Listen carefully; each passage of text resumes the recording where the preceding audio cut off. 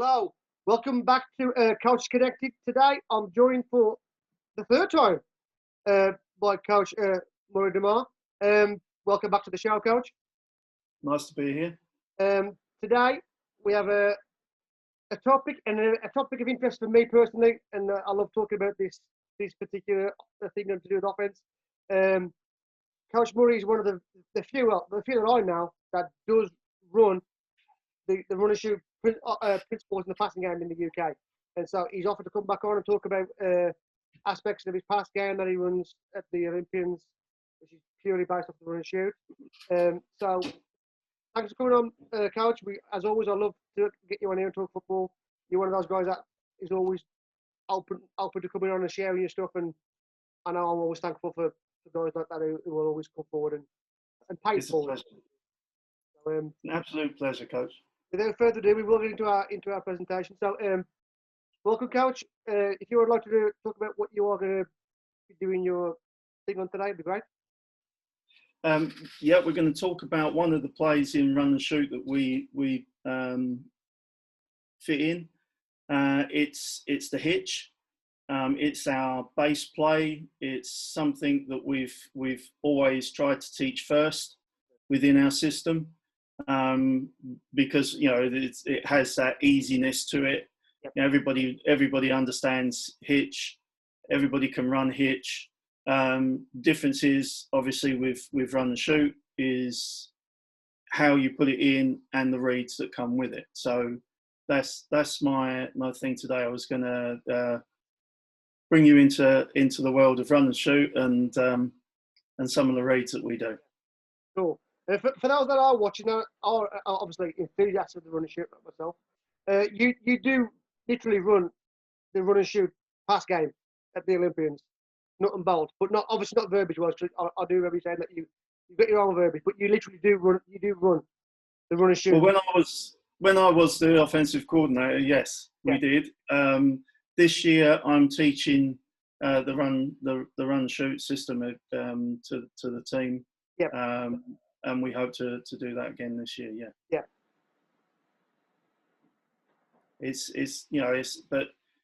It's something I've been teaching now for 20 odd years. So awesome. So you're a veteran then. You're a veteran in the run and shoot circles. Is it like the magic circle? Have you got like a hat and stuff? It is. Yeah? It is like the magic circle. I can believe it is like the magic circle. Yeah, you have to have a little handshake. That's how I figured. Awesome. It's right. So, do you want me to start running this? Yeah, of course, Coach. Whatever you want to do. Right, I'm going to share. Yeah. Right. Okay. Let's bring this up for everyone.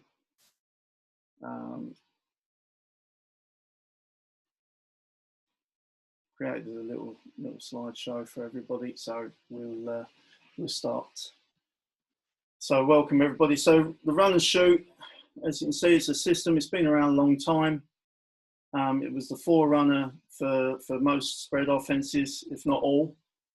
And the aim, as in most of the spread offensive systems, is that we want to create openings and take advantage of defensive systems by overloading areas and giving defenders too many people to cover.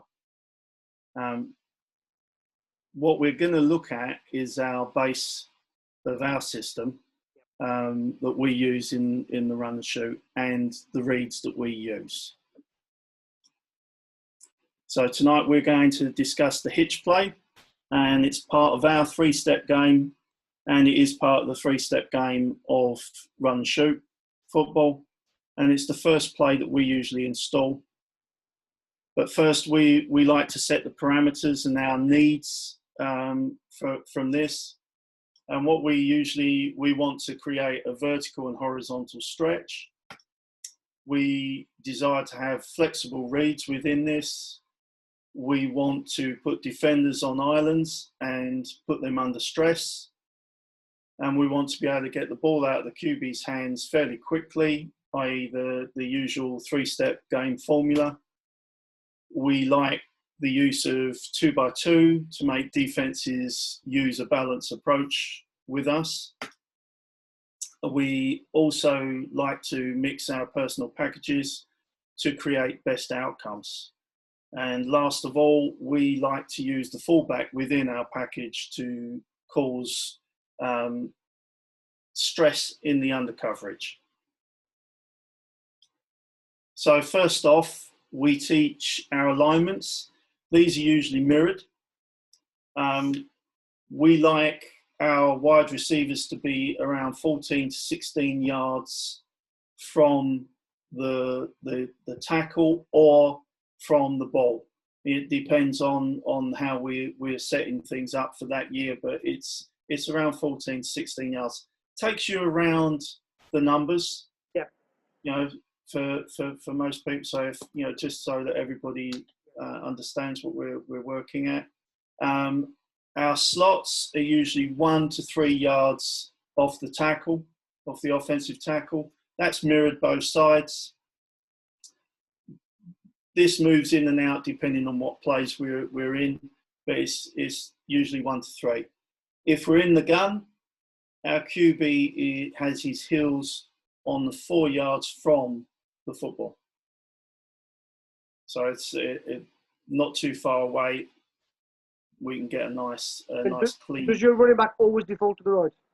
Is that his default? No. We'll depending on what the protection's called. Okay. Yeah. Okay. It'll be right or left because you know with that our play calling, we call we use colours and numbers systems, but we have something for right and left within our system. And we have it, you know, so it's nice and easy. We try and keep the verbiage very, very short. Cool, yeah. So we say the alignment is right and left with the play, and then it's the cadence. So it's fairly simple. So this is the base play for us as we teach it. So it is in its base format, it is mirrored. So we have 2 hitches and we have 2 seams. Now in that format, we're looking for an 8-yard comeback in the hitch. And we found this, we used to play this under center. So it was 6 yards on the hitch, but when we moved out of that and moved into the shotgun, we found we needed to push it a little bit further. So it's around 8 yards for the hitch. And the seams, we try and stick within 2 yards of the hash marks on the college hash. Do your seams always run? I'll say fade because do they always run the fade regardless of coverage? No, this is as in the base format.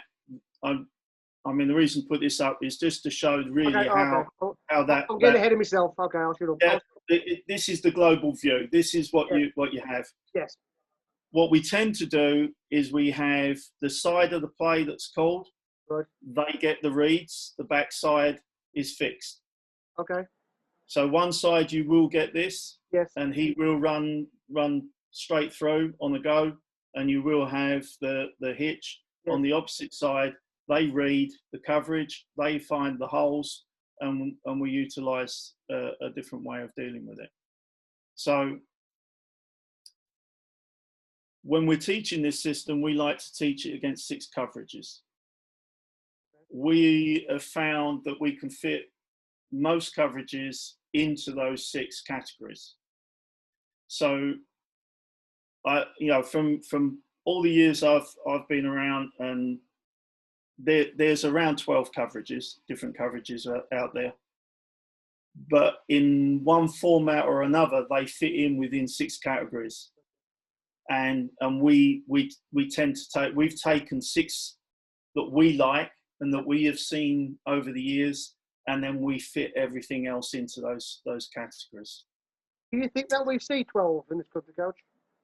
Say again, Coach? Do you think that we actually see 12 coverages in this country? Or do you Not in this country, we don't. Yeah. But obviously, in the world of football, Yeah. and you never know what you're going to see. No, it's so true. Somebody might go on a Zoom and have some great fire zone thrown at them, and they want to put that in. So what we've done is we keep with the simplicities. We can, if we see it from another team, we know where we can put that in the category and say, yeah, we've never seen that one before, or we've never played against that one before, but it fits within our 6 categories in that slot. So the coverages that we teach reads against are cover 3, cover 2, cover 4, 2 man under, cover 1, man free, and the cover 4 blitz. And we find in those 6 categories that we can fit most coverages. That's a good umbrella, isn't it? That's a good umbrella. If you're going to do it, that's a really good umbrella, I think. So when we sit the guys down and we're laying this out, we like to start with cover 3. It's a really good coverage to show them. We talk about the differences within cover 3, whether it's a sky, a cloud or a buzz, and we talk about how that changes things in the under coverage. Yeah. Doesn't change the over coverage because it's 3D. It changes the way that the under coverage is aligned. So if we take, we're going to throw to the right. So our first thing that we're going to teach is our hitch. Depending on where that corner starts, we look at how he aligns up. Is he inside? Is he outside? Is he over the top of me? And we attack the technique. And as we see him drop off, if he starts to bail, we know that the first thing that we want to do is hitch. So we get the hitch from the first guy, and they're running. We see that they're running cover 3, and we've got a buzz coming out to take away our hitch. So our slot receiver, then on his break, he widens with the flat defender. He now starts to as he widens with him and the flat defenders come across his face, he starts to look for the ball. So as we break the under coverage, we're looking to throw to our slot receiver. If the strong safety now comes over and covers that, then we attack his technique as he's coming across, and then we break either above him or inside. And then we have 2 options. We have an option to dig or take it further and find a hole a little bit further across. So primarily, we read the under coverage to begin with, the flat defender, and then we work our eyes to the strong safety and his coverage. So if he breaks to me and tries to cut me off, then I'll cut across field and deep crossing route, and I've got the choices of the digs or a stop. If he stays inside me, then I'll continue over the top, and I'll start to go high into the seam. On the back side, we have fixed routes. We have the outside the receiver, he runs the hitch, and again that's an 8-yard hitch. And on the inside slot, he runs a go route on the seam, looking to be 2 yards off the hash. And what we're trying to do is we're trying to influence that free safety. And if we find during a game that these guys are really controlling that and able to deal with that, we stick in the running back and we put him in a, we're sitting down on the under coverage. Now, if they break and they don't cover him, then they're in trouble because we're going to pick up the under coverage and we've got a running back loose in the middle of the field. If they take him, it means the middle of the field is more open for us to pick up an easy crossing route. If the free safety is threatened by this seam and he stays there, then the top of the route is open for our opposite slot. So we get some advantages with that again versus cover 3. Do you know?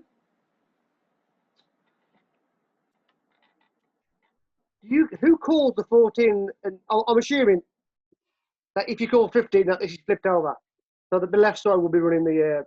Yeah, it's just a swap over. Swap. So who calls the 14-15? Is that you? Is that the quarterback? Is it who calls? No, we normally call it from the sideline. Okay. And would it be like, if your QB was more experienced, you'd like, you know what? If you see it, then you tap your helmet or whatever it is. Yeah, I mean he's rolling to the side of the call in this play. Yes. So if we've called to the right hand side, whether it be a 14 or we call it, we give it a colour, it's red, red or green. Yes. We go. This one we've been calling red for some time. Yeah. We half roll to that, and if he's reading exactly the same as the play side, so his reads are exactly the same. So he reads through the flat defender to the safety. So once he sees where the flat defender's going and he sees that he's taking away the hitch, yep, he looks straight to the safety. Yes. If the safety now is sitting on the hash, he knows we can go above. Yeah. And that, that's, so each play that we run, the same reads are taught for the QB, yes, as to the receivers. So they're both on the same page. They're never out of sync. Yeah. Brilliant. That's the idea of it anyway. As we know in British football, it doesn't always work. It's beautiful on paper, yeah. So then we go to cover 2. Again, if we're going left, we've been calling that green. If we're going right, we call it red. If we've got a 2 on the right hand side, well, if we see cover 2, first off, obviously we're seeing 2 deep. Yes. So we're calling that before the play. We find the flat defender.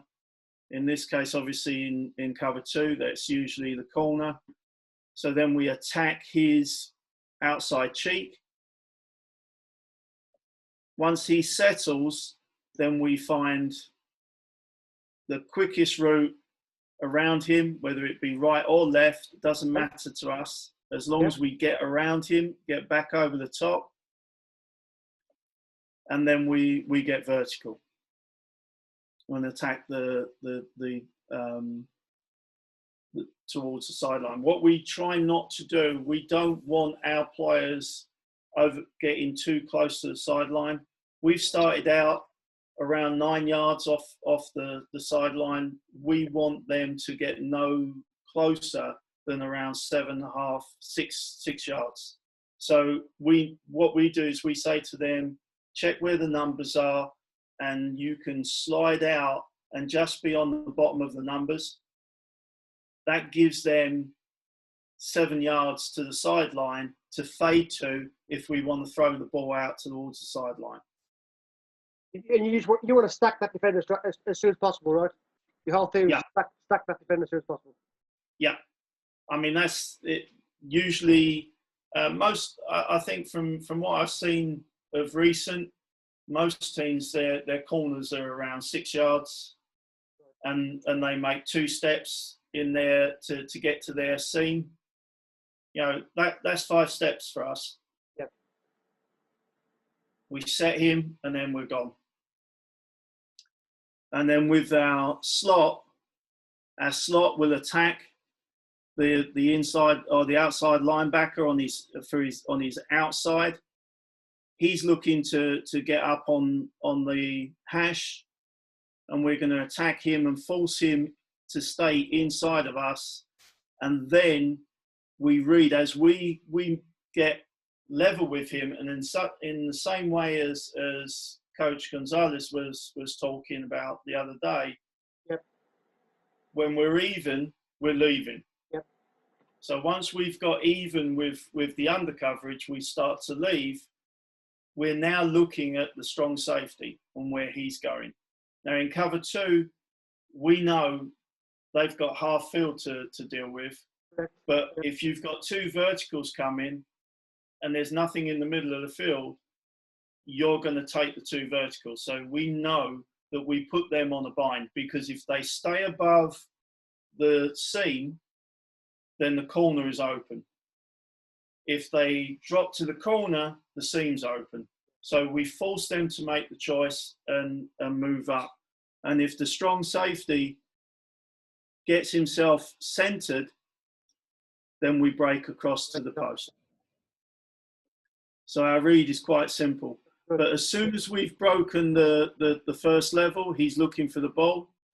He then checks to the safety. If it hasn't already come to him, he checks up to the safety, attacks the safety's technique, and then breaks. And again, backside, hitch, and seam. That locks in that free safety. The free safety is not going to come and help. So cover 2 is a good attack. The thing I love about the shoe coach, it's always been the thing that I was about it, is that you always have an answer, don't you? You always have an answer. Whatever they do, there's always an answer. Well, you try. Sometimes, yeah, in theory, there's an answer, I'll say. Yeah. I mean, and if you talk to a defensive guy, which I was, you know, we'd come back with, yeah, but we've got an answer for that. You know, because a lot of 3-step game is timing. Yes. So we'd want to interfere with that timing and cause the receivers to get off step. So everybody's got an answers for everything. Of course. And when it's on paper, it's beautiful. Yep. It's how we work it through in the system. And you know, what I'm showing today is very basic. What we do as a base level. This is our base level pass and our base level read. Yep. And it's quite a simple outcome against someone that's running a base level defense. Yes. So our next coverage we go to, we work on a 2-man under. Yep. And if they run an outside in their coverage, and what I mean by that is that the defense lines up on our outside shoulder. Yes. To force us inside. Then again, with our wide receiver, we attack the technique. We force to the outside shoulder or cheek, and then we drive upfield and we get vertical. What we want to do is we want him to come with us. We want him to try and stay above us in his technique. And we've found in the past with 2-men under that the corner still wants to run his cover 2, but because he's got man, so he tries to stay above. And what we do is we force him as deep as we can and force him as hard as we can. We get around 15, 16 yards with him staying above us. We come back on a back shoulder pass. What happens if your receiver either is like too fresh, too new, or is not the best athlete, and he can't get past that corner who's forced to outside? What happens if he can't get on that outside? go up the inside, get above him. You want to go on the outside, but if you can't, you're going to go on the inside and stack it. Yeah, we're not putting. We've always said, to the kids, look, you're a wide receiver for one reason, because you've got speed and ability to catch the ball. Sure. So if a guy is too good and steps outside all the time, he's opening the inside for a reason. He wants you inside. Yes. But with your explosion, he's got to turn to keep up with you. He's got to get his body faced all the way around 180 to keep up with you. Explode, get above him, squeeze to the outside and force him to come inside and then come back. We doesn't matter whether you're new or not, it's about your speed. Yeah. And we give them, we try and make it so that they have that strength, within themselves. We try and give them the strength to do those things, so that we don't tell them they've done it wrong. We don't break it down that way. We come up with, we'll walk, come to them, we'll walk it and say, look, what did he do? Get it in your head, think about it. What is he trying to do to you? He wants you inside because he's got cover 2 above to help. But he's restricted because you're now pushing him outside further and further away from where he wants to be. You're making room inside. Give him that strength to be able to make the break and change the momentum. So that's how we try and deal with the youngsters. We try and give them that mentality that they need to do.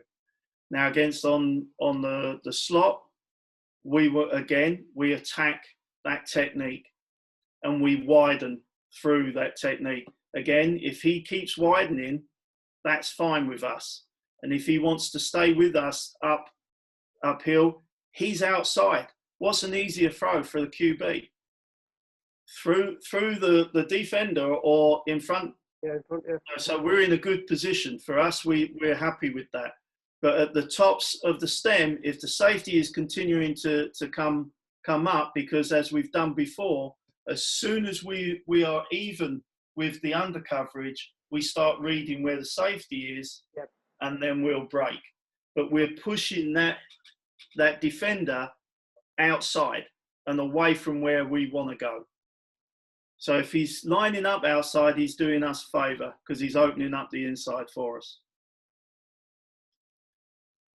And then we have the choice again, if the safety is new, doesn't know quite where he should be, and he gets himself too high and too wide, then we attack the post.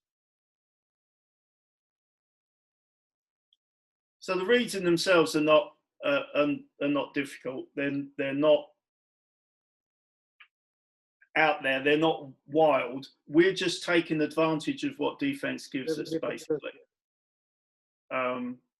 which is the essence of run and shoot football. Yeah. And again, on the backside, we get the hitch. If they're in a man, we tend to tell the guys, don't stop running. So on the backside hitch, although he hitches, he's going to make that tighter so he doesn't come back across the 5. He stays above the 5 and he starts to come across the field. So that's how we would play 2-man under. Yep. So 2-man under inside. So now they're making it look like it's a cover 1, but you know it isn't because there's too high. Now what we're going to do is that we're going to try and set that corner, force him on that high coverage and break again on the backside throw. We will take a 3-step upfield show him that we might come inside, which is obviously if he's set off 5 or 6, which most teams do at the moment, it gives him a disadvantage. If he's down with us, then we're just running straight. If he's in a press, we just run straight upfield. If he's off, we try and set him, then break, so that he feels that he's got to catch up and get in front of us and get above us, and then we can break back.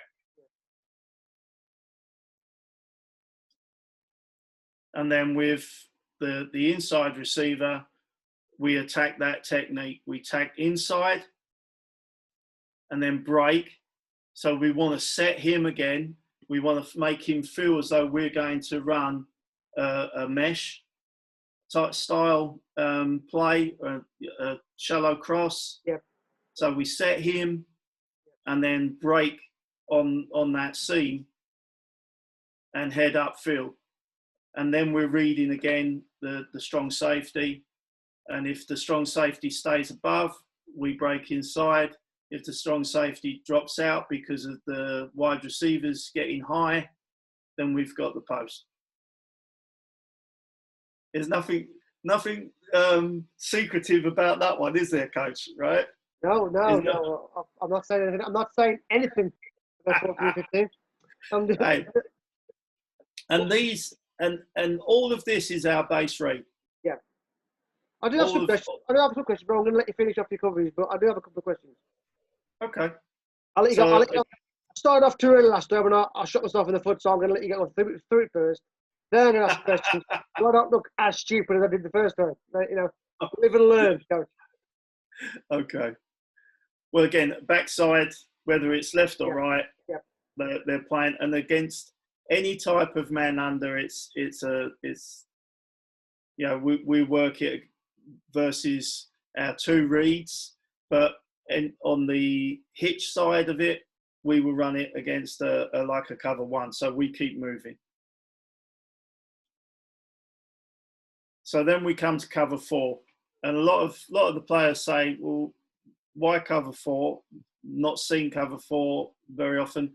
I understand there's a lot of teams that looking at cover 4 again, and its value, and especially later on in games, people like to put it in to slow teams down. If they're winning, they like to slow everybody down.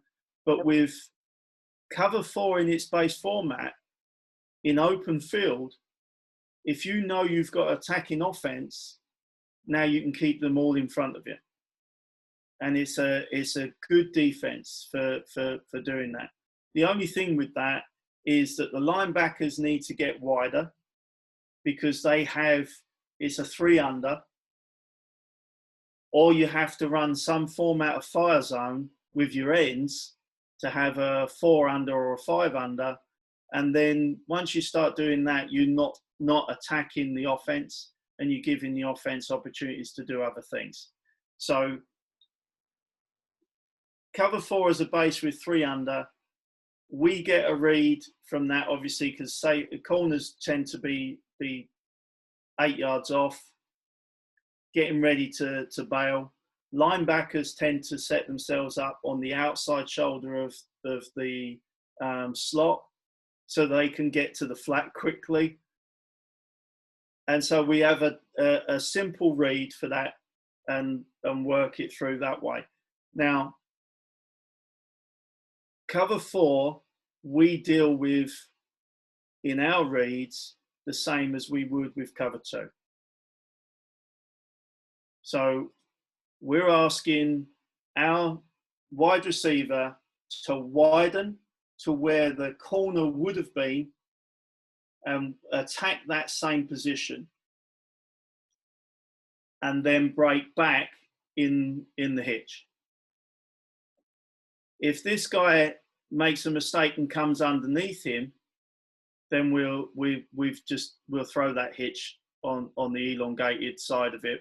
While he's going one way, we're coming the other. If he breaks to the hitch, then our receiver can break outside, take it a little higher and break outside. It depends on how he reads that as the linebacker's coming. and where the corner is, because if the corner's really high, he can just drive it upfield and break out underneath the corner and just cause a B right between the two coverages, the under coverage and the other. So we get an under and over read. Then we get our slot to attack the flat defender's movement, so that he's getting out to the flat and we're widening with him. And again, once we've broken the under coverage, we're looking for the ball because there's no one there. If the ball hasn't come by then, we turn up and we start to read the safety. Safety sits above, we break it inside. If the safety rolls, we can break it above, or we can dig. So we have those, we break those options in. What we do like to do with this is to have the running back come out and sit around 3 to 5 yards. It causes this guy, this linebacker right here, so many problems.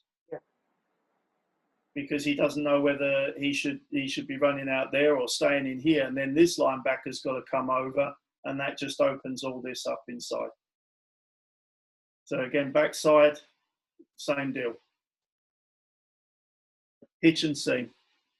That never changes on the backside. Always the same thing. Threaten the deep. Cause a few issues with the reads for them, and make them play honest above. And so that's our similar format that we run with cover 2. So it's doing the same things. So then we have cover 1, and cover 1, if it's press, then we get our guy to fight through the press, drive up, keep on the underside of the numbers, and just keep going. With the slot, he sets that safety or the linebacker, whoever's there over him, and then he drives up the seam. And then he's got if he's above him, he just keeps going. Just get him to keep going. Puts the free safety in the bind, because on the backside, if he rolls to the backside, we can take the post, take the easy throw. If he rolls to us and sits over us, we break across the middle of the field.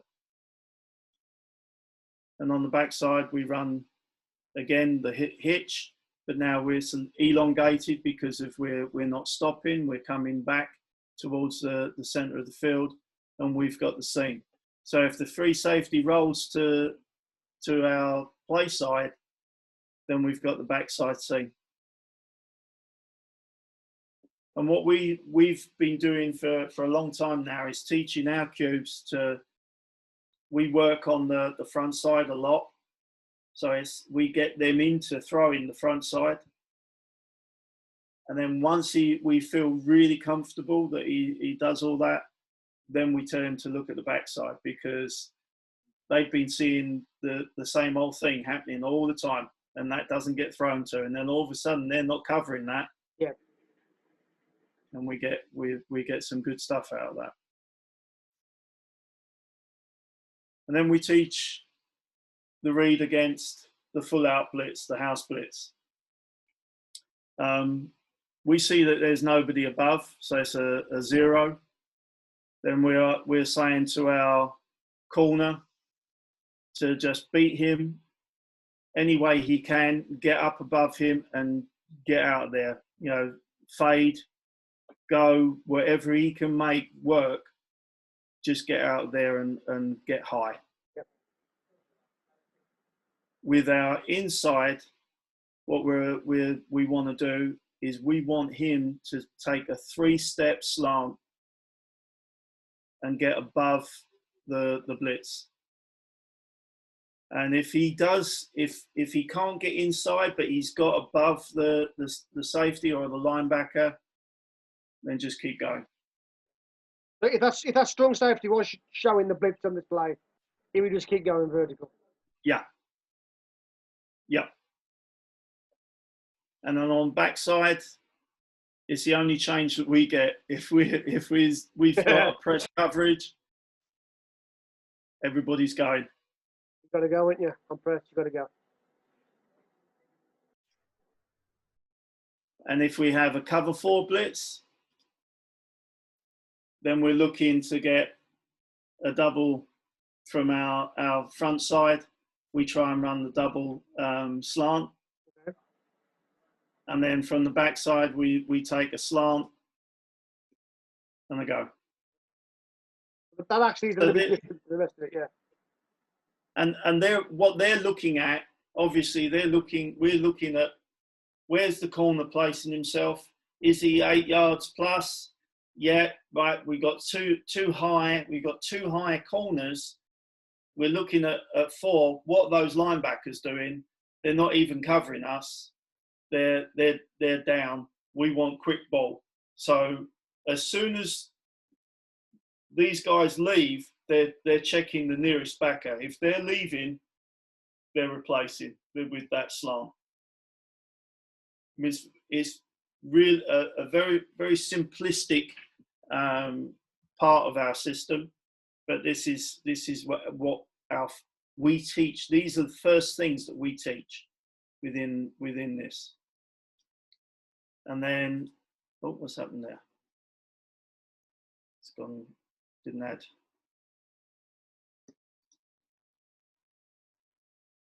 Oh, sorry, I thought I'd added some stuff before, and it's not kept it. But if we can, if we go trips, That was going to be my very first question. Do you have a trips option for this? I was waiting till the end. That's what I said. I'll wait till the end. I'm not going to make a stupid fool of myself again. I'll wait till you finish talking. Well, if we go back to the beginning with this, if while we're doing this, we might as well just have a mess about. So what we want to do is that we want to swap these guys over. Yeah.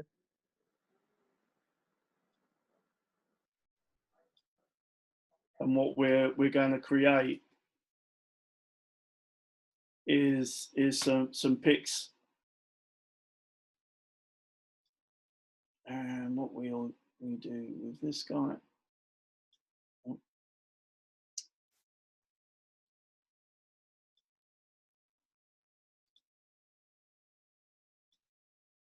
He gets a choice on whether he runs an inside or an outside in trips. Yeah. So if it's cover 3 and this guy's bailing out there, we got safety down on the seam here. Linebacker is going to get himself out into the flat. Inside linebacker's taking the hole. He's out in the flat. He gets a bit of an issue because he's not going to be able to stop us throwing the ball on the break. And as it's based on the 3-step game, we can get that ball out pretty quick. And what we tend to do when we're in trips, what we tend to do is change it up a bit, and we'll block the away side. Yep. So that QB will roll here. So he sees this quick, he'll throw it. If this linebacker's too far inside, he'll just throw this real quick. If that's taken early, if he recognises that the linebacker's moved out, spread himself out there so he can get there, he'll probably throw the slant. Yep. So that it just makes life very difficult for them on that. I'll clear that because that'll confuse everybody when they're looking at that. Um, My next question, Coach, would be, and it's going to be an obvious question when you see what you've just done. What, in your opinion, having coached offense for like 20 plus years, the first thing that I always think about and see when I see like your slots have got multiple choices and multiple routes to run depending on the coverage. How easy have you found the teaching of that aspect to our guys in this country? Is it a hard thing? You can't just say it's impossible, because I think if they've never taught, if they've never ran it before and it's new to them, it will probably be something that they pick up straight away. If they're a veteran, it might be a little bit more different. Because my initial reaction would be you put a veteran there because he knows what he's doing. But in your offense, all four are doing something on every single play. So what's your thoughts, your opinions on how we get our wide receivers in this country up to speed to run these different I think, things per play, really? You know, more than one play. yeah. Well, if you look, a lot of people mirror these days, right? Yep. But you still got to teach four people how to do the same play, haven't you? Yeah. And each one's doing something different. I mean, to us, to me, it's not a lot of difference in there. In that, once you've, as I was saying to you earlier, we tend to lay the field out with the play that we want to run. Yes. In the past, I've used old carpet tiles, and I've set a lot in the field the route. The route, yeah. I've laid the route out Yep. for each guy, and I've said, then we teach what it is as a base look, without defense, without anybody about.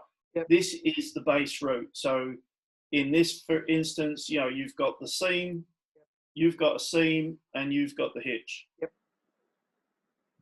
So we run that a few times and we swap them over. Yep. So straight away they're getting in the head. They're not just learning one thing. One thing, yeah. So they're not just, I just do the hitch, or I just do the seam. They'll all do everybody else's route, so that they start to understand what problems arise along the way. So once we've done that, and we've done that a couple of times, then we take all the signatures out of the route, and then we run it, we jog it, without the signatures, but we start talking to them. We always talk to them while they're running the routes. We, at the beginning, even with guys that have had a lot of experience with other teams, we still talk while they're learning. So we're asking questions. Have you sighted where you're going to make your move? Where's 8 yards? Are you at 8 yards? Ask the questions of them while they're jogging, so that they're starting to think and starting to drive it. Then what we do is then we lay out a defense, whether we lay it out with cones or whatever else, and then we say what that defense is, and we tell them how we work out the people that we're reading, and then we walk it again, and we ask them to point out who should be covering them. And obviously at the beginning they don't get it right, but we keep, but we talk to them the whole time. We're talking them all the way through it, because this is the process is that we're the teacher and they're the pupil. Yep. And we want to get them that information. So we're continually talking to them and asking them, for questions. What is it you're seeing? What don't you like? If that guy is there, what do you want to do, and how do you want to deal with it? And we go through all of that. Then if we've got enough coaches, we take the cones away and we put coaches there. Or the spare players come in and we stand them. They're not moving about, they stand, in the position where we expect them to be. And then we ask the players to start recognising that. So it's a slow process, Yeah. but it's a process that we have found that works. Works, yeah. Because you're constantly, you're going from, right, that's my route, and you run the route 20 or 30 times with the markers, and then you've kind of got into it, haven't you? You're how that route works and where you're going, you're kind of there. So now you take that away and you say, now run the route 20 times without it. And then you put the cones out, and it's 20 times with what may be the coverage. And then you take that away and put people where the coverage should be and make them run it where the people were. Then you talk, in between time, we're talking about the reads, what they're looking for, why they're looking for it, and how they react to it. Basically, you're giving them the answer. Yeah, we want to give them the answer. We want them, because we want them to achieve, don't we? We want that. Of course, yeah. We're not putting them out there to fail. We're putting them out there to win. So we continue to give them the answer, and then at some point we ask them the question to make sure that they've got it. And it's just a constant working through. And to be honest, we put this in. I mean, I've been messing about with this back in the late 90s, and then kind of left it alone for a bit, because when I came to the Olympians, they had a different style. They were doing different things. And then we put this in 2003, and we had a mixture. We had a good core, but we had a mixture of players. Won championship with it. Yep. First year. Yep. So you can do it. You can pull it in. You can, but it's the time that you spend at it. At it, yeah. And I think if you follow that procedure with the teaching, you teach them it versus cover 3, cover 2, cover 4, 2-man under, whether it's inside, outside, or inside, outside. You teach them all the different styles. You teach them against cover 1, and you teach them what to do against the blitz. Once they've got that down, and they understand that read, then running the route is the easy bit. Yeah, true. I'm probably going to eat my words at the end of the year, because they'll all probably run like headless chickens around the field. Yeah. And not still put them in the position to do it, though, right? You still put them in this position to do it. That's what you try to, don't we? I mean, we all. I don't think there's one coach in this country that doesn't try, in one format or another, to put his player or his players in the right spot to win a game. I mean, nobody goes out to lose a game. I've never known a team to go out to lose a game. They might go out to have a bit of fun, yes, but they don't want to lose. And I just, this is a side of things that I think this is going to sound like I'm blowing my own trumpet here, but I'm not. This is a side of things that I think we don't do enough of. Where we look at what the defense does. Yes, that is true. We look at what we do, and then we try and make the adjustments within the play. I don't know many offenses around the world that has as many reads as the run and shoot. And if you get a conversation with June Jones, Mouse Davis, or any of them, they even admit that they have more reads for high school football than some of the NFL teams have in their systems. it just suits this style of football, and that's, you know, and they've always ran it that way, and that's something I've learned. I had a really good teacher.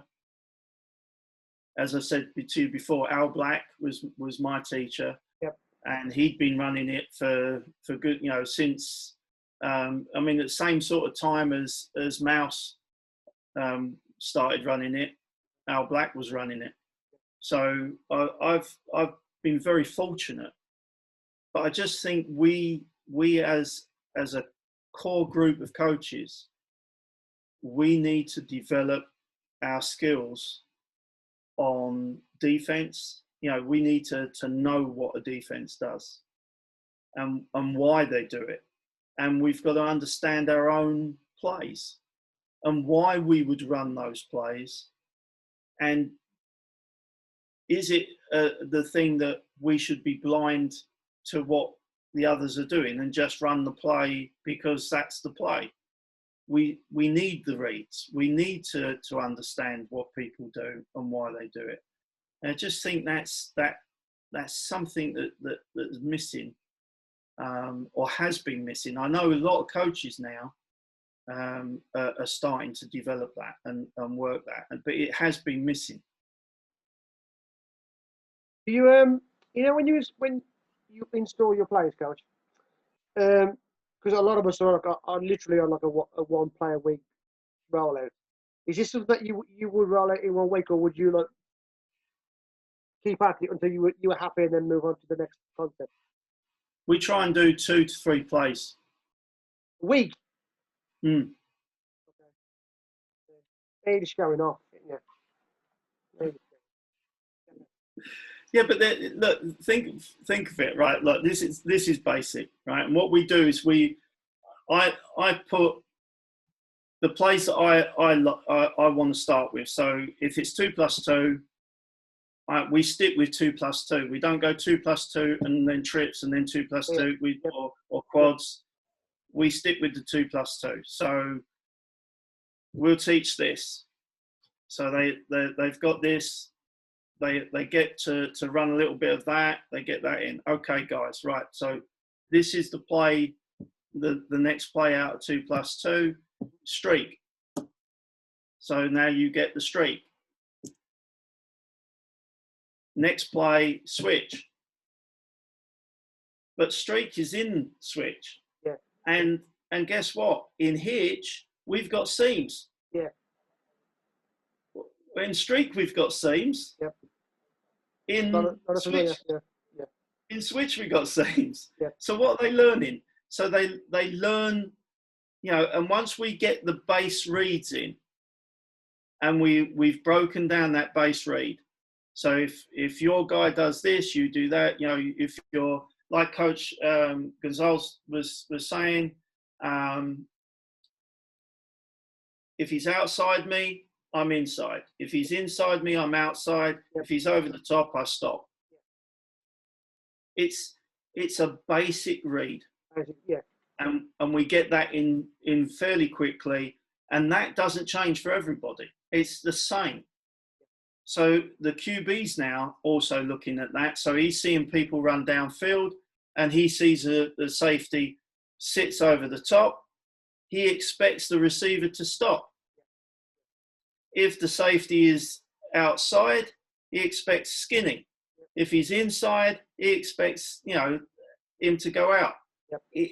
They're the simple things that we teach right at the beginning, so that we can get all those plays in. So then it's rep. Yeah. And we like to rep between 40 and 60 a practice. So if we've got 3 plays, that's 20 reps each.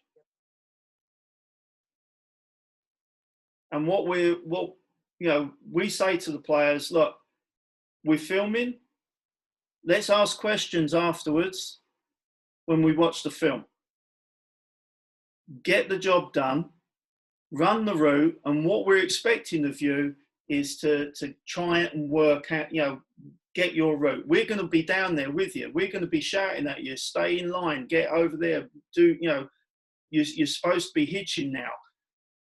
When we make the huddle, we have cards made up already, so we get in the huddle. So okay, we're running hitch. That's the play. Got it? We all got it? Yeah, good. Right, now let's run it. And we try and do that really quick. So we have one of the coaches will run in with it, show it, and he'll show everybody it. QB calls the play, bang, gone, run it. And we may say, you're not coming back to the huddle, run it again, but to the left now. We're going green. You know, we'll just shout out, hitch green, hitch green, hitch green. So now it's going that way, and hitch red, hitch red. They haven't got to see the play again. They haven't got to keep huddling up. So they come to the line and we get the reps. And then we go with the next play. That's been, for us, a success. Yeah, exactly. You've got to go with what you know as well, I do like that. Could you elaborate a little bit on the rollout for the QB? Yeah, let's do it. Because when I dipped my toe in the water of running shoot back in 17, Coach Clark was talking about trying to adopt the rocker step rather than the rollout, which I looked into, but obviously I never actually. It's not a pure rollout in the form that we used to know back in the day. I mean, from under center, it's a half roll. Yeah. So if the QB's right-handed and he's going left, it tended to be a 4-step. So his first step was to open to the side of the play.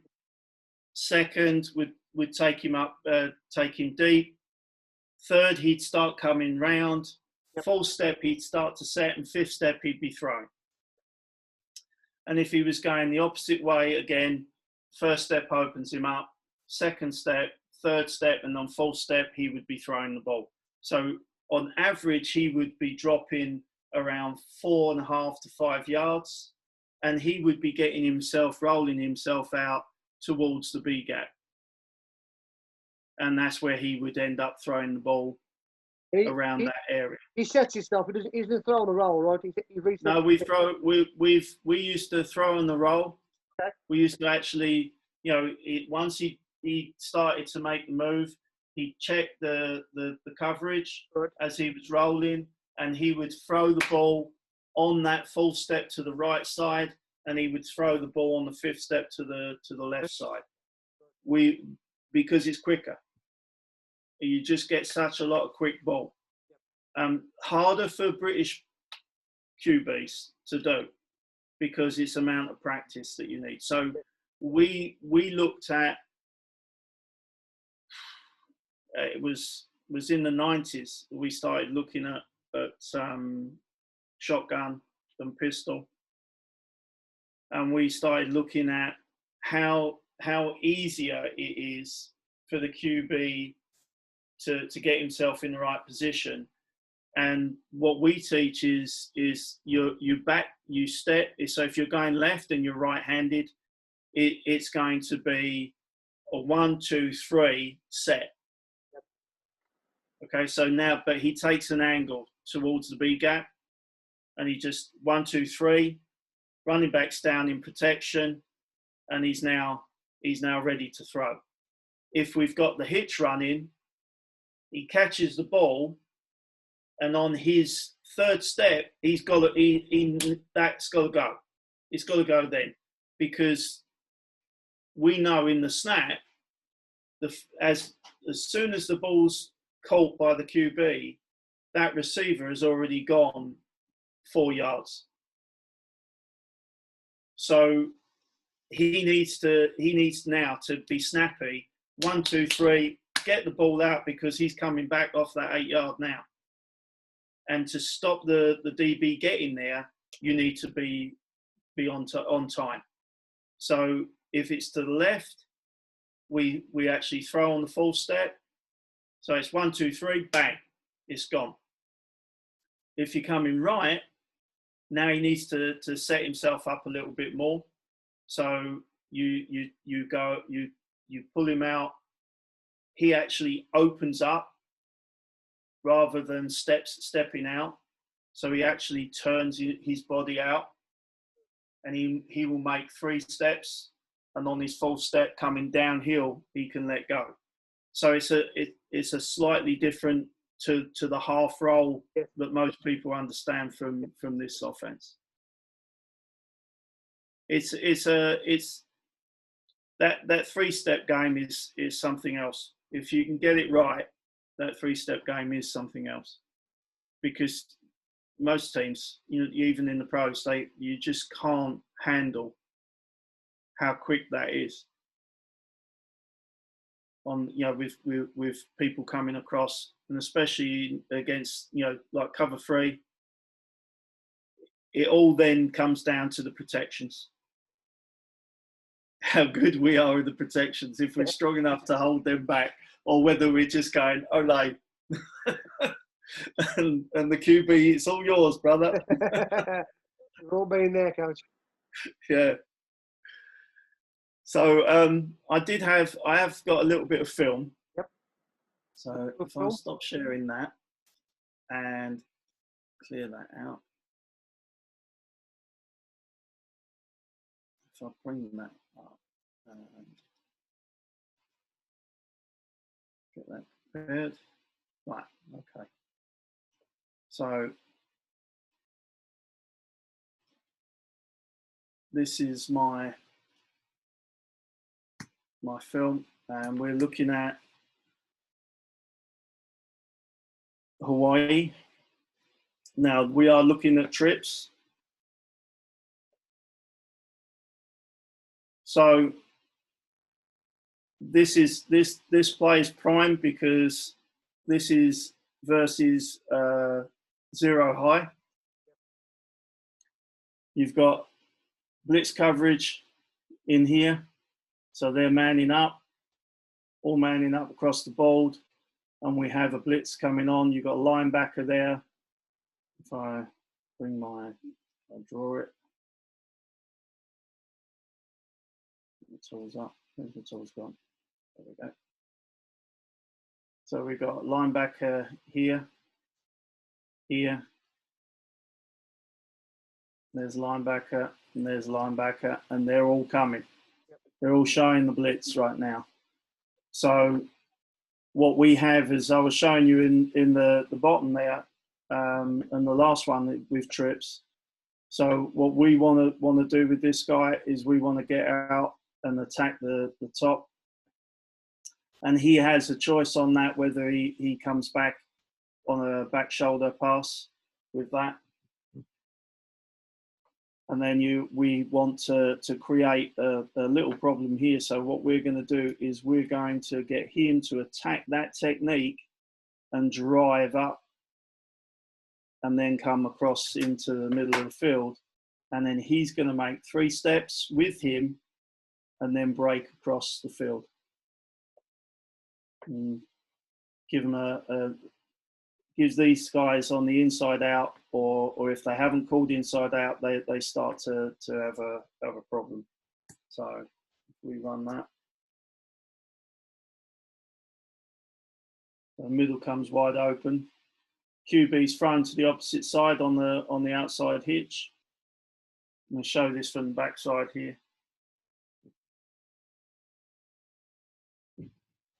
You can see the blitz coming. So they're all preparing to come. You can see there's nobody downfield.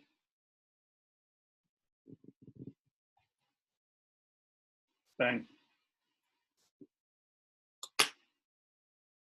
I don't think we've got many quarterbacks that'll throw it like that on the line like that. But yeah, that's a good throw. We can only hope. One day. There are some out there, but there's just finding them, innit? Dropping lucky. Yeah. So here we've got a 2 high set. They've got the 3 linebackers inside. And we're going to see a same deal again. We're going to see that go straight upfield and then break. he's going to break across. We're going to get the hitch there. And he gets a choice whether he runs the hitch or he's going to get upfield and take him out.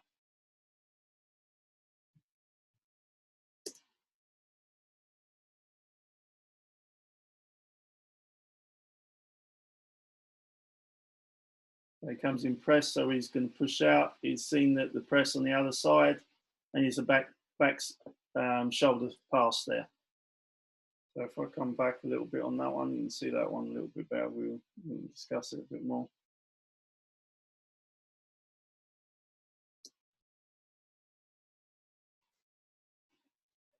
So let's go. This guy here, we know that we can see that's a press. He's inside shoulder. So we're looking at the body language now. We're making a decision here. We've called this, all this on this side of the field is the backside right now. He's called this to the front side. So the QB is going to roll to him.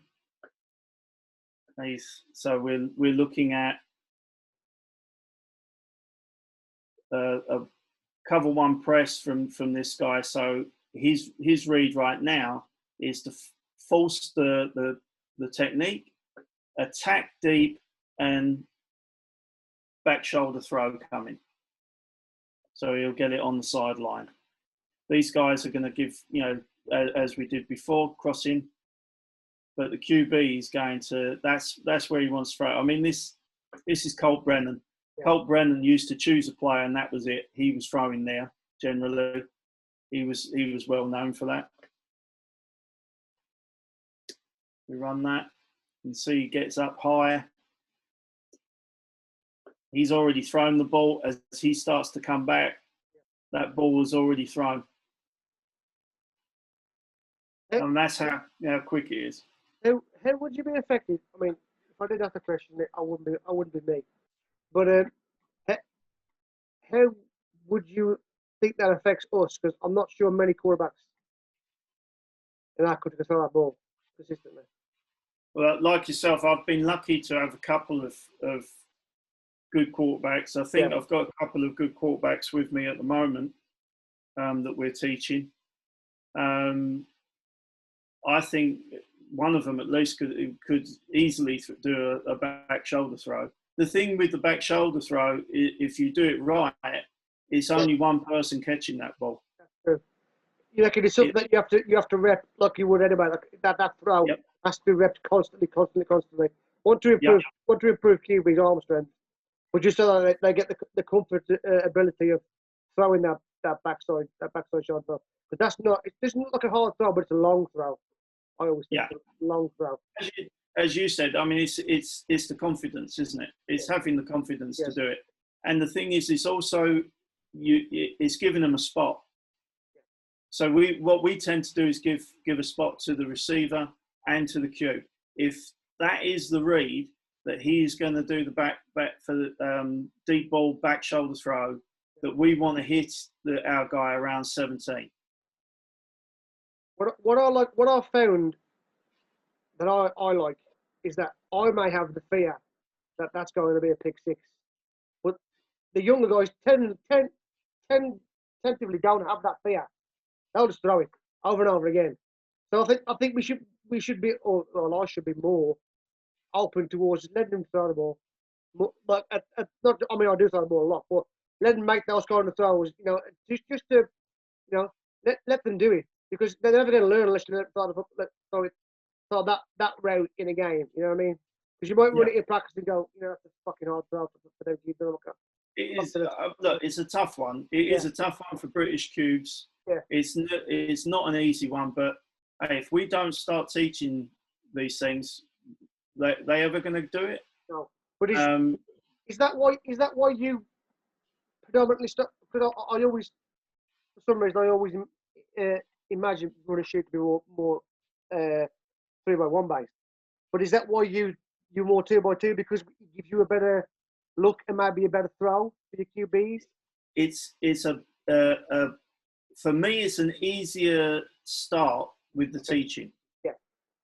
Because if you can throw it in 2x2, you can throw it in 3x1. and you can throw it in quads. So what we wanted to do is, the whole deal is, if you're 2x2, you get a balanced look from the defense.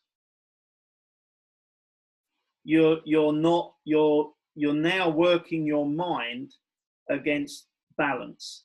You know, everything you see is a clearer view of what they're doing, because they're not trying to hide something. You know, it's much easier to see in the balance. So that's the first thing that we are looking at.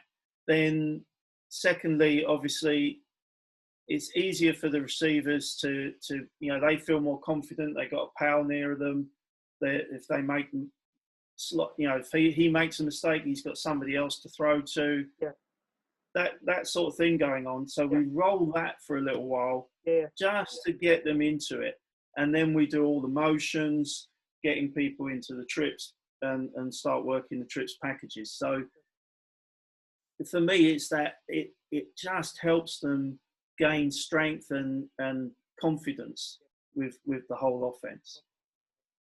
You know, not that QBs ever need too much confidence. No, that's my point. Was they're normally quite confident. So they're thinking in their mind they can make that throw anyway. That's why it's usually Lewis's coach that like, I'm not sure you can make that throw. So they're like, yeah, I can make it. Fuck you.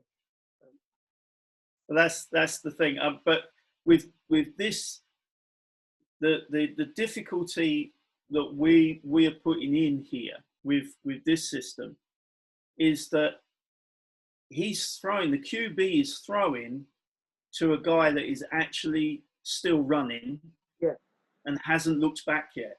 Yes. But we're throwing to a point that he hasn't even reached yet. Because we're throwing, you know, I mean, you can see on the film there, we've got Colt Brennan. He's made his steps. He's 4 yards deeper than he was. Yep. He's got the guy who's now on the 5-yard line, but he's going to throw to the 17-yard line now. And by the time the guy gets to 18 and turns around, the ball's there. Ball's there. Yeah. Nice. But that's where you've got to have the confidence. That's where you've got to feel absolute that your wide receiver, because he's you know, 16 yards away from you. He's not talking to you. He's not telling you that's what he's seeing. And you're throwing that ball, hoping that you've seen the same thing as him. Now, that's where we kind of are maybe different to others, in that we teach the read starts from the line of scrimmage. So we're not just teaching it to the guys, oh, when you run downfield, if the guy's here, you do this, you know, when you're even, you're leaving, and all the usual stuff. It starts at the line of scrimmage. And it starts at the line of scrimmage in the where is that corner? So the corner's inside me. So if we were running downfield and the corner's inside you, what do you do? If he's inside, I go out. That's the general feel of it. Or if I can get on top, I leave. If he's outside me, I'm going to go inside. So we work the same from that line of scrimmage. The thought process works from there. So now we've got a guy going to play cover one on us. What is his body language? Is his body language one that he's showing that he might be in cover one, but his body is showing that he's going to bail? Is the body language that he's going to press? Is what are we seeing from this guy? How is he going to work us? So we're teaching the same thing for the QB. Now the QB is 16 yards away, but if that guy's not looking over at the QB and he's taking the inside route away, and he's in press, he's not, you know, we're going to take that first impression. We're going to take that and say, on this play, we're going to run that come back and throw the back shoulder. That's for both. Then the wide receivers got it. He's impressed. That's what I'm running. QB's got it. They haven't got to say anything to each other. Bang, bang, bang. That's what we get. And that's the rep. You know, so, you know, and then 17 yards downfield, hopefully he's going to catch the ball. You know, and we've put it to where he's going to be. But if he doesn't catch it, we want to throw it to where he's going to catch that. And if he doesn't catch it, it goes out. Yeah, exactly. And there's, you know, that has to be that kind of faith in our quarterback and in our receiver to do that job.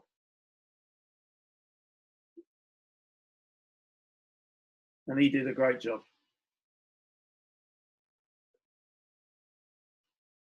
The coverages that we get from these, I mean, I think this is a fire zone in this one. So we get this guy coming out to take this away. He's going to try and take that away completely, because they're sending this guy. This guy's coming, so they're putting this guy out to try and deal with that. But again, you see, you know, what's the body language here? What's this guy giving us? What's this guy giving us? And how's this guy dealing with us? We want to look at that, because we know what we want to do. We know that we want to get that 3-step and come across the field there, and we want to drive up the field and take it in over here. If this guy is going to sit above us, if we're going to see this safety sit, then we want to take it in the deep cross. And is this guy head up with me, or is he inside? Is he outside shoulder? You know, what am I going to do? I want to. Oh, I've used the wrong one there.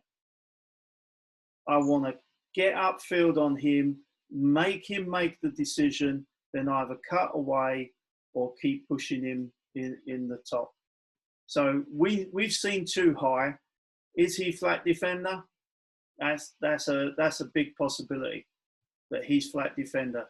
They're going to get this guy to drop out to cover what the linebacker should be covering, which is anything coming across the field. So for us, that's the deal. You know, what are they looking at? Why are they looking there? And that's what we got.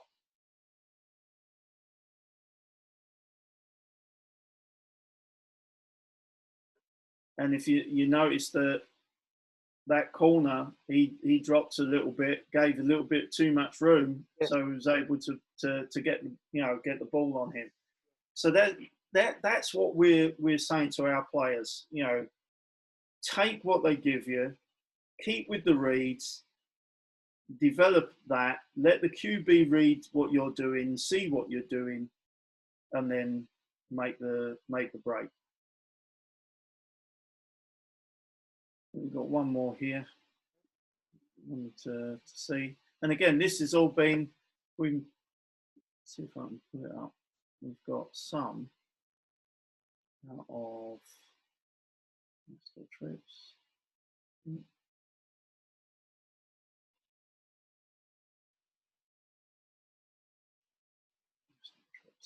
We've got some on here, a little bit further up.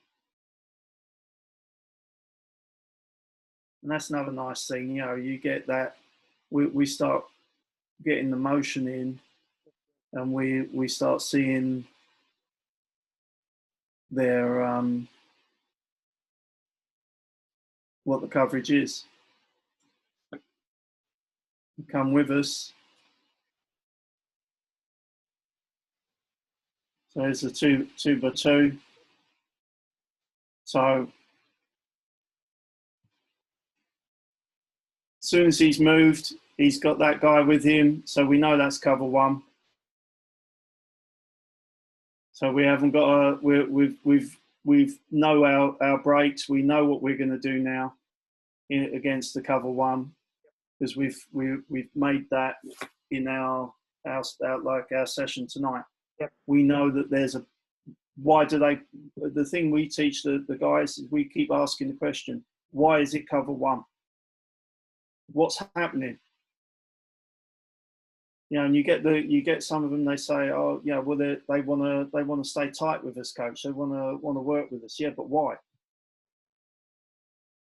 You know, and the base fact is, in cover one, there's pressure. It's a pressure. They're bringing people. They want to slow you down. They want to take away your timings, and they want to get the QB now. So cover one is always going to be something with some pressure.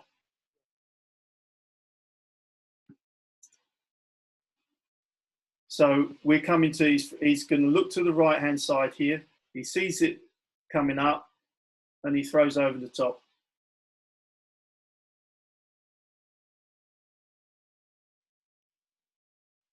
Get a penalty as well. So that's the problem in cover one for most teams. If you've got 4 wide receivers that got good speed, and you've got to cover them, you've got to put a linebacker on someone. You know, something's going to go wrong in there, and you're going to be able to make that work for yourselves. You know, which is lovely. You know, with this system. Just put it up there. The guy's holding him. He still catches it. So hopefully I've given you a little bit of what we do and why we do it. I hope that was interesting, Coach. I hope that everybody that watches that. What I found out today from the running shoot offense is their risk, simplicity, complexity. Is that's what I've got for it. You've made that very simple that we can go ahead and do this in our country. I'm still waiting for you to get some film from the Olympic season, so I actually see you run in this country for real. But I do believe that will happen. I do believe that you guys will run this offense when you get back into it, and you will have film to show me at this point or something. And you'll say, this is how we now run the hitch concept in the running shoes in real life. So for me, it's still my favourite offense of all time. It's the offense that I wanted to learn when I came into the sport. I love it. It's always a personal thing for me. But if anybody that's interested in this offense wants to learn about it, you just gave them an absolutely fantastic insight. And there's the book. If you really want to get into it, that will set you up. That will set you going. It's by my coach. Have that book. I read this. This is like my Bible. You know, it's never far away from me. I finding something new in it, and I've been reading it for. Well, me and Al, we go back to 2003, and I've been reading that ever since. And it's just something new in it all the time. So it's worth it, worth the time and money for it.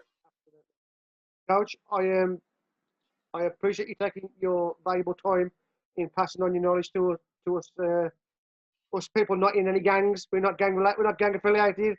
We're in no secret clubs. But we are. We're in just a different one. Yeah. But I do appreciate you coming on and giving us the information and passing it on to the guys. And I am absolutely certain that I know I've took some 3 or 4 things away from that today that I really want to have a look at, and there will be others too. So for tonight, Coach, and for today's episode, I appreciate it. Thank you for coming on. You've always been an advocate of what we're doing at Coaches Connected. So I appreciate that everything you do for me. So thank you, Coach, and I'll speak to you again very soon. No problem, Coach. You're welcome.